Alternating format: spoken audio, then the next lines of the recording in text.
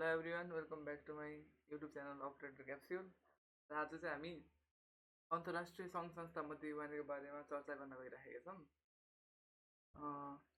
1914 जुलाई 28देखि 1918 November 11मा पहिलो विश्वयुद्ध भयो, जसमा चाहिँ धेरै मान्छेहरू घाइते भए, मान्छेहरू मरे। त्यस पछाडि पहिलो विश्वयुद्धपछि स्थापना भएको सङ्गठनको नाम चाहिँ थियो लिग अफ नेसन, जसलाई राष्ट्रसङ्घ पनि भनिन्छ।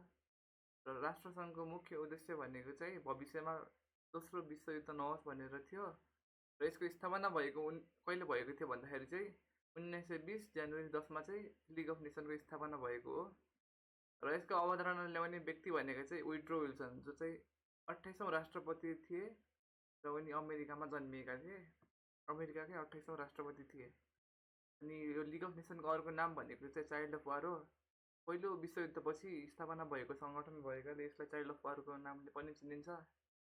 र यसको पहिलो बैठक भनेको 1920 जनवरी 16 जहिले स्थापना भयो त्यसको 6 दिनपछि यसको पहिलो बैठक बसेको थियो। र यसको प्रधान कार्यालय भनेको चाहिँ जेनेभा स्विजरल्यान्डमा रहेको छ। र लिग अफ नेसनका अङ्गहरू भनेका 3वटा छन्, जुन चाहिँ पहिलो हो सभा, परिषद र सचिवालय। सचिवालयको मुख्य व्यक्ति भनेको महासचिव हुन्छ र यसको पहिलो महासचिव भनेको जेम्स एरिक ड्रमल्यान्ड थिए, जुन चाहिँ बेलायतका थिए। र लास्ट भनेको सेन्स लिस्टर, जुन चाहिँ आयरल्यान्डका थिए। विधिवत रूपमा विघटन कहिले भयो त यो सङ्गठनको भन्दाखेरि चाहिँ 1946 साल अप्रिल 20 गते चाहिँ यसको विधिवत रूपमा विघटन भयो। 1939 सेप्टेम्बर 1देखि 1945 सेप्टेम्बर 2, जुन चाहिँ 6 वर्ष 1 दिन दोस्रो विश्वयुद्ध भयो। र दोस्रो विश्वयुद्धपछि युनाइटेड नेसन्स अर्गनाइजेसन भन्ने संस्था स्थापना भयो, जसको मुख्य उद्देश्य भनेको भविष्यमा तेस्रो विश्वयुद्ध नहोस् भन्ने थियो। युएनको स्थापना हुनु पूर्व 8वटा बैठक बसेका थिए, यानि कि 8वटा बैठक बसिसकेपछि मात्र युएनको स्थापना भएको थियो। र यसको अवधारणा ल्याउने व्यक्ति भनेको चाहिँ एफडी रुजवेल्ट, जो चाहिँ अमेरिकाका 32औँ राष्ट्रपति थिए। एफडी रुजवेल्टलाई फादर अफ युएनओ पनि भनिने गरिन्छ। एफडी रुजवेल्टको पुरा नाम भनेको फ्र्याङ्कलिन डी रुजवेल्ट हो। अवधारणा कहिले ल्याए त भन्दाखेरि उनले 1942 साल जनवरी 1मा अवधारणा लिएर आए। कुन सम्मेलनबाट भन्दाखेरि चाहिँ वासिङटन सम्मेलनबाट चाहिँ अवधारणा ल्याएर आएका हुन् उनले। अवधारणा चाहिँ कतिवटा देशले ल्याए त भन्दाखेरि चाहिँ 50+1 देशले अवधारणा ल्याएर आएका हुन्। यो 50+1 देशको दिमागमा चाहिँ अब युएनओ भन्ने संस्था स्थापना गर्नुपर्छ भनेर आइडिया आएको थियो। र 51औँ देश भनेको चाहिँ पोल्यान्ड हो। वडापत्र तयार भनेको चाहिँ डमर्टन ओक्स सम्मेलनबाट भएको। तयार गर्ने व्यक्ति चाहिँ आर्किवाल्ड म्याकलिस्ट हो। अनि उनले वडापत्र तयार चाहिँ 1944 साल अगस्त 21 गतेका दिनमा गरेका थिए। आर्किवाल्ड म्याकलिस्ट भनेको अमेरिकाका नागरिक थिए। उनी पेसाले कवि थिए। र यसको वडापत्रमा 111 धारा, 19 अध्याय र 10,000वटा शब्दहरू उल्लेख गरिएका छन्।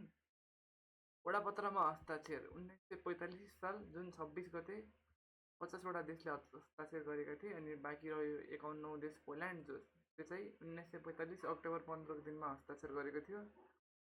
र यो चाहिँ सान फ्रान्सिस्को सम्मेलनबाट वडापत्रमा हस्ताक्षर गर्न सुरु भएको थियो।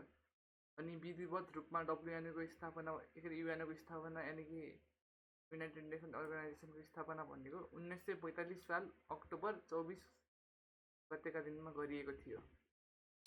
UNO it stands for United Nations organisation. युएनको अर्को नाम भनेको सिटी एसेम्ब्ली हो, विश्व नगरसभा पनि भनिन्छ यसलाई।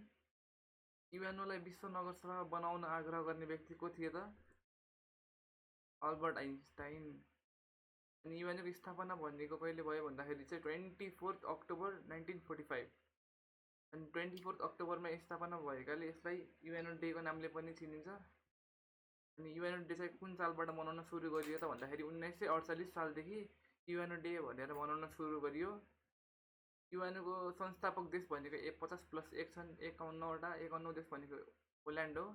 हाल सदस्य राष्ट्रहरू चाहिँ 193वटा छन्, जुनमा चाहिँ अन्तिम देश भनेको साउथ सुडान हो। साउथ सुडानको राजधानी भनेको जुवामा छ। र साउथ सुडानलाई संसारकै कान्छो देशको नामले पनि चिनिन्छ। अनि यसले कहिले सदस्यता लियो त भन्दाखेरि चाहिँ साउथ सुडानले 2011 साल जुलाई 14 गतेका दिन। र युएनओको प्रधान कार्यालय भनेको अमेरिकाको न्युयोर्कमा रहेको छ, न्युयोर्कको मानहट्टन टापुमा रहेको छ। यसको प्रधान कार्यालयको लागि जमिन दिने व्यक्ति भनेको चाहिँ जोन डी रकफेलियर हो, जुन चाहिँ अमेरिकाका नागरिक हुन्। र युएनएका पर्यवेक्षक राष्ट्रहरू जम्मा 2वटा रहेका छन्, जो चाहिँ होलिस अर भ्याटिकन सिटी हो र अर्को भनेको स्टेट अफ प्यालेस्टाइन हो। युएनओको आधिकारिक भाषाहरू भनेको 6वटा छन्। यसको लागि सजिलो तरिका भनेको एसआरफेस सम्झिने। एफ भनेको स्पेनिस, आर भनेको रसियन, एफ भनेको फ्रेन्च, ए भनेको अरेबिक, सी भनेको चाइनिज र ई भनेको इङ्ग्लिस। र यसको कार्यालयको सञ्चालन भाषा भनेको ई र एफ भनेको इङ्ग्लिस र फ्रेन्च। अन्तिममा मान्यता पाएको भाषा भनेको अरेबिक भाषा हो, अरेबी भाषा। महासभाले मान्यता यसलाई कहिले दियो त भन्दाखेरि 1973 एडीमा दिएको र सुरक्षा परिषदले 1982 एडीमा दिएको हो। अनि युएनओको झन्डाको ब्याकग्राउन्ड भनेको ब्लू कलरको छ। युएनओमा 2वटा कुराहरू छन्, एउटा भनेको पहिलो जैतुनको हाँगा, जो चाहिँ शान्तिको प्रतीक हो, र अर्को भनेको विश्वको नक्सा, वर्ल्ड म्याप। अनि युएनओको झन्डाको डिजाइनर भनेको डोनाल्ड एमसी लाफ्लिन हुन्। अनि यो झन्डा चाहिँ स्वीकृत भएको 1946 साल डिसेम्बर 7मा स्वीकृत भयो र लागू भनेको 1947 साल अक्टोबर 20 गतेका दिनमा लागू भएको थियो। युएनओको 4वटा धारा 5 पटक संशोधन भएका छन्, जुन हुन् 27, 23, 61 र 109। अनि 61 चाहिँ 2 पटक संशोधन भएको छ, टोटल गरेर चाहिँ 5 पटक संशोधन भयो। युएनओमा देशहरूले सदस्यता कतिवटा चरणमा पाए त 2वटा चरणमा पाएका थिए। एउटा भनेको धारा 110 बमोजिम, जसमा चाहिँ 50+1 देशले पाएका हुन्, र अर्को भनेको धारा 4 बमोजिम, जुन चाहिँ 142वटा देशले पाए, र टोटल गरेर 193वटा देश हुन्छन्। र 193औं देश भनेको साउथ सुडान हो भनेर मैले भनिसकेँ अघि नै। युएनओको शान्ति सेना भनेर कसलाई चिनिन्छ? Blue helmets. युएनओबाट प्रदान गरिने उच्च सम्मान भनेको नान्सेन, युएनएससीआर। युएनओको विश्वविद्यालय भनेको जापानको टोकियोमा रहेको छ, जुन चाहिँ 1972 सालमा स्थापना भएको। युएनओको स्टाफ कलेज भनेको इटाली रोममा छ, 2002 एडीमा स्थापना भएको। युएनओको सदस्यताबाट हटाइएको देश भनेको ताइवान हो, 1971 सालमा यसलाई हटाइएको थियो। युएनओको सदस्यता त्याग्ने देश भनेको चाहिँ इन्डोनेसिया हो। अनि मिति देख्न सक्नुहुन्छ हजुरहरूले। युएनओले शान्ति स्थापनाको लागि सबैभन्दा बढी खर्च बेहोर्ने देश भनेको चाहिँ क्याम्बोडिया। युएनओको शान्ति स्थापनाको लागि सबैभन्दा बढी खर्च बेहोर्ने देश भनेको क्याम्बोडिया। कति खर्च बेहोर्छ भन्दाखेरि चाहिँ 6 अर्ब युएस डलर। नेपाल युएनको उपाध्यक्षको पदमा निर्वाचित कहिले भएको थियो भन्दाखेरि चाहिँ 2022 साल जुन 8 गते। नेपाल र युएनओ। नेपालले युएनओको सदस्यताको लागि आवेदन दिएको भनेको 1939 साल फेब्रुअरी 13 गतेका दिन हो। आवेदन लिएर जाने व्यक्ति भनेको पदम बहादुर छेत्री। आवेदन चाहिँ नेवारी भाषाको रञ्जना लिपिमा तयार गरिएको थियो। आवेदन दिने बेलामा चाहिँ नेपालको राजा भनेको श्री 5 त्रिभुवन थिए र प्रधानमन्त्री भनेको चाहिँ मोहन शमशेर थिए। युएनको महासचिव भनेको त्यति बेला ट्रिकबेली थिए। नेपालले औपचारिक रूपमा युएनको सदस्यता पाएको भनेको 1955 साल डिसेम्बर 14, यानि कि युएन स्थापना भएको 10 वर्षपछि सदस्यता पाएको रहेछ। 57वटा देशले 57वटा देशले समर्थन गरेका थिए।